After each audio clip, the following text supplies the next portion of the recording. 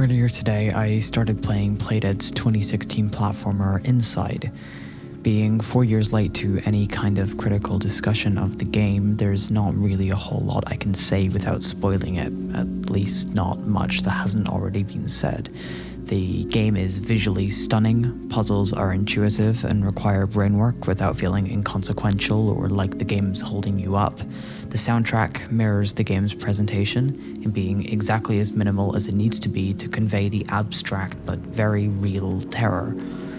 Inside is a game so polished and refined that it's hard to imagine a version that improves on it, which seems to be the opinion of IGN, whose review of the game gave it a 10 out of 10, a masterpiece. Looking around online, I could find similar sentiment from other reviewers. These reviews all stress the importance of playing it for yourself, of keeping the prior information you consume before entering the game as minimal as possible. And I agree. There's a reason the video in the background is the opening few minutes of the game. Although less visually interesting, keeping the majority of Inside unknown is the only way I can recommend you play the game.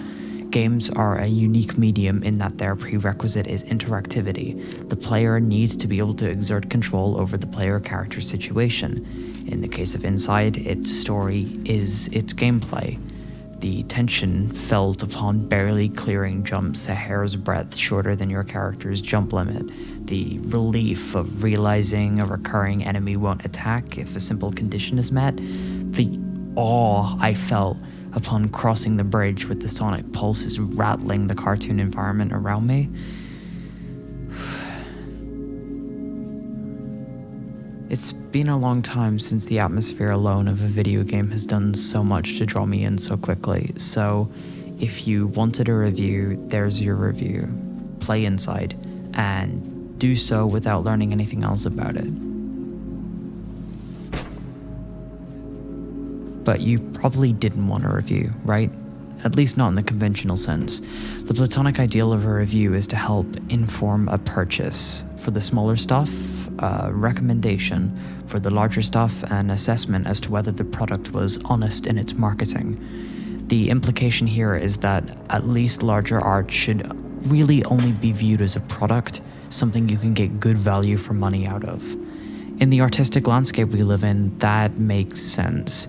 With so many different titles competing for our attention, a discussion as to whether the one's lucky enough to have garnered hype through organic means or through advertising is a somewhat useful service.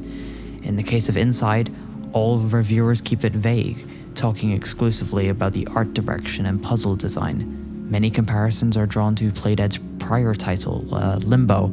It's not hard to see why. It's a simple jumping off point to help inform the audience's purchase. If you liked Limbo, you'll probably like Inside. For titles less minimal, reviewers can afford to discuss the contents of the game in greater detail. No one watches a review of Overwatch and is disappointed as to what characters were spoiled in the video. In the case of analysis videos, a recap makes sense, somewhat. When Dan Olsen talks about the editing of Suicide Squad, it's not a recommendation. He's not suggesting you go into Suicide Squad blind. It's a dissection of the editing techniques that the movie employs and where it falls flat in that regard. And the recap aids in helping the audience understand what he's talking about. But when I'm talking about a game you presumably just played, or one I'm suggesting you go into completely blind, I just have one question. Why does every review attempt to sum up the story? The internet has something of an affinity for boiling things down into facts and figures. On the Steam page for Inside, there's a copy and pasted template review as one of the highest rated reviews in the last few weeks. It describes the graphics as good, one of 7 checkboxes ranging from "you forget what reality is" to paint.exe. Now, we could probably discuss why graphics is at the top of this template, considering the focus on most games isn't the graphics, but in the case of Inside, its visual presentation is somewhat relevant. After all those reviewers from earlier spent so much time talking about how gorgeous the game looks, and it's not without merit. The game looks phenomenal. Rendered in a 2.5D environment, the game makes incredible use of lighting and shockingly complex animation, especially in the last act of the game. Its muted color palette matches its tone perfectly, and the ubiquitous use of grey makes the warmth the player finds at the end all the more satisfying. But what really bugs me about this Steam review is the disregard for nuance. The only thing we get is good. One word. One checkbox out of 7. It doesn't take the stylization of the game into account. It doesn't back up why it thinks the graphics are good. It's not an invalid opinion to have, but I suspect it was probably made by an attempt to objectively rate the game on a scale from unrealistic to realistic, which I think is destructive. Realism isn't what Inside is trying to do, and applying that lens to it is just going to leave you disappointed.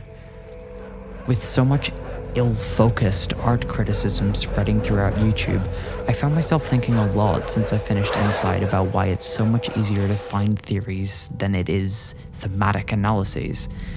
I don't really know the answer. I was subscribed to CinemaSins as a kid. I was subscribed to The Game Theorist as a teen. There's something interesting about assembling factoids to create a greater narrative around a game, but it's not a review, it's not analysis, it's connecting the dots.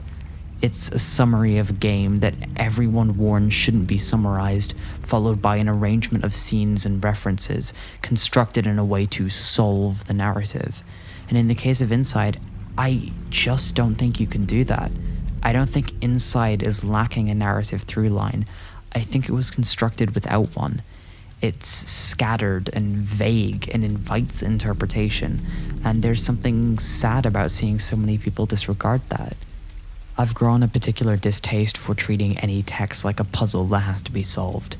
There are better barometers to measure the subjective value of media than by plot consistency, but the internet really likes its facts and figures. Art isn't a science, but performing linear algebra on writing to see whether the internal consistency equation is correct, it is a waste of time, especially when it comes to texts like Inside. I care about what is in the text. These videos usually bring up some good points. I think the symbolism of the dilapidated pig farm being the location of the first mind control puzzle is pretty fitting.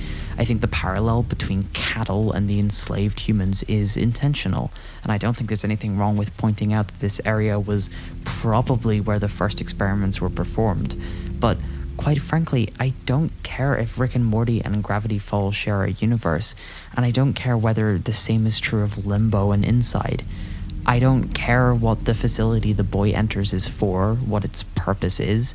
It is presented to be a place of institutionalized oppression, where mannequin-like bodies shuffle stiffly along motionless concrete production lines over the oversight of scientists and military personnel under the threat of death.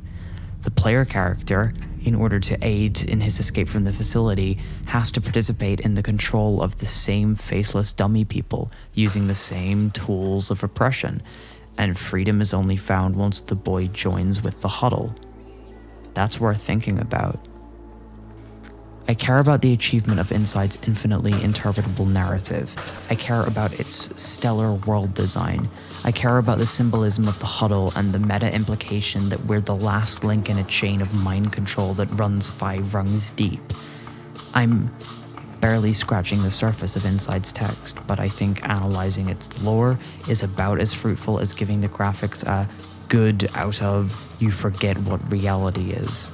I recommend you play it for yourself. Good night, everybody.